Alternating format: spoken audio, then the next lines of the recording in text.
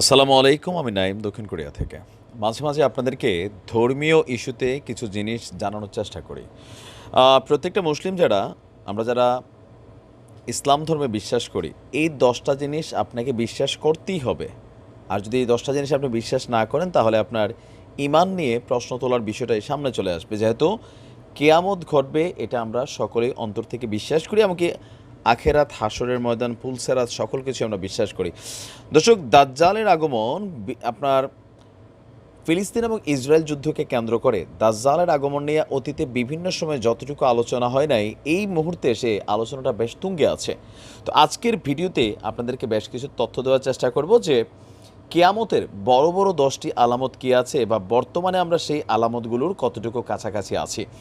তো রাসূল সাল্লাল্লাহু আলাইহি সাল্লামের যে হাদিস গ্রন্থগুলো আছে, সেখান থেকে ১০টা বড় আলামতের বিষয় সামনে এসেছে। প্রথমত, দাজ্জালের আগমন। মানব জাতির জন্য দাজ্জালের চেয়ে অধিক বড় বিপদ আর নেই। একদিন আল্লাহর রাসূল বললেন যে কী বলে যে আল্লাহ যথাযোগ্য প্রশংসা করলেন তিনি দাঁড়িয়ে। অতঃপর দাজ্জালের আলোচনা করতে গিয়ে বললেন, আমি তোমাদেরকে তার ফিতনা থেকে সাবধান করছি। সকল নবী তাদের উম্মতকে দাজ্জালের ভয় দেখিয়েছিলেন, কিন্তু আমি তোমাদের কাছে দাজ্জালের একটি পরিচয়ের কথা বলবো, যা কোনো নবী তার উম্মতকে বলেনি। তা হলো দাজ্জাল অন্ধ হবে। আর আমাদের মহান আল্লাহ তাআলা অন্ধ নন। তিরমিজি কিতাবুল ফিতান থেকে আসছে। ইমাম মাহাদির আগমন সম্পর্কে এখানে বলা আছে, রাসূল সাল্লাল্লাহু আলাইহি সাল্লাম বলছেন যে মাহাদি আসবেন আমার বংশধর হতে। তার কপাল হবে উজ্জ্বল এবং নাক হবে উঁচু। পৃথিবী থেকে জুলুম নির্যাতন দূর করে দিয়ে ন্যায় এবং ইনসাফ দ্বারা তা ভরিয়ে দেবেন।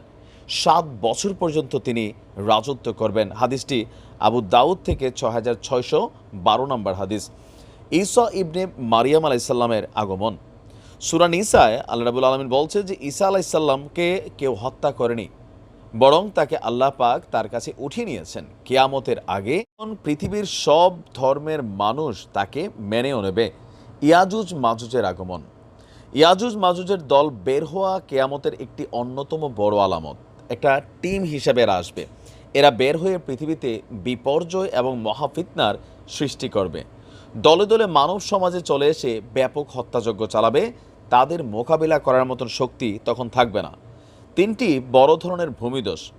উম্মে সালামা রাদিয়াল্লাহু তাআলা থেকে বর্ণিত, তিনি বলেন, আমি রাসূল সাল্লাল্লাহু আলাইহি সাল্লামকে বলতে শুনেছি, আমি চলে যাওয়ার পর অচিরেই ৩টি স্থানে ভূমিধস হবে। একটি হবে পূর্বাঞ্চলে, একটি হবে পশ্চিমাঞ্চলে, আরেকটি হবে আরব উপদ্বীপে। আমি বললাম যে আল্লাহ রাসূল, সৎলোক থাকতেই কি তাতে ভূমিধস হবে? রাসূল সাল্লাল্লাহু আলাইহি সাল্লাম বললেন, হ্যাঁ, সৎলোক থাকবে, বাট সেখানে পাপাচার বেশি হবে। মুসলিম হাদিসটা 2901। বিশাল একটি ধোঁয়ার আগমন ঘটবে। কিয়ামতের নিকটবর্তী সময়ে বিশাল আকারের একটি ধোঁয়া বের হয়ে আকাশ এবং জমিনের মধ্যবর্তী খালি জায়গাটাকে পূর্ণ করে ফেলবে। এই ধোঁয়া মুমিন ব্যক্তিদেরকে সামান্য একটু সর্দি, কাশি ও জ্বরে আক্রান্ত করে দেবে।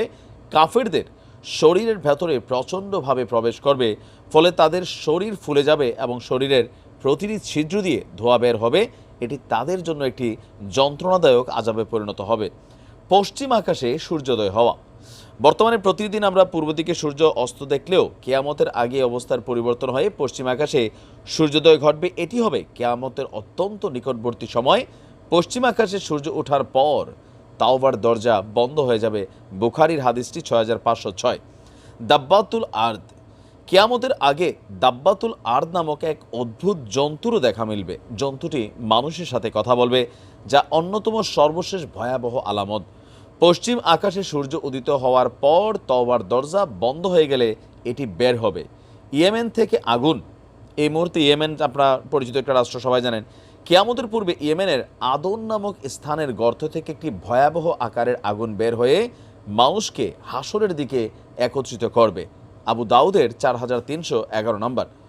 কোমল ও ঠান্ডা বাতাসের মাধ্যমে মুমিনদের রূহ কবজ। কিয়ামতের আগে একটি বাতাস এসে মুমিনদের রূহ কবজ করে নেবে। তারপর পৃথিবীতে আল্লাহর নাম উচ্চারণ করার মতন কোনো লোক থাকবে না। নিকৃষ্ট লোকগুলোই বেঁচে থাকবে। তাদের উপরেই কিয়ামত প্রতিষ্ঠিত হবে। শুনলে কলিজার মধ্যে কাঁপনও ধরে। তবে আলামতগুলো বলছে যে আমরা সম্ভবত আমাদের জেনারেশন আপাতত আমরা কিয়ামত দেখব না, তবে কিয়ামতের বিভিন্ন আলামতগুলো ছোট বড় কম বেশি হয়তো আমাদের যুগে আসতে পারে। কখন বের হবে এটা আল্লাহ ভালো জানেন, এবং তিনি সর্বশ্রেষ্ঠ জ্ঞানী। ভালো থাকুন। আসসালামু আলাইকুম।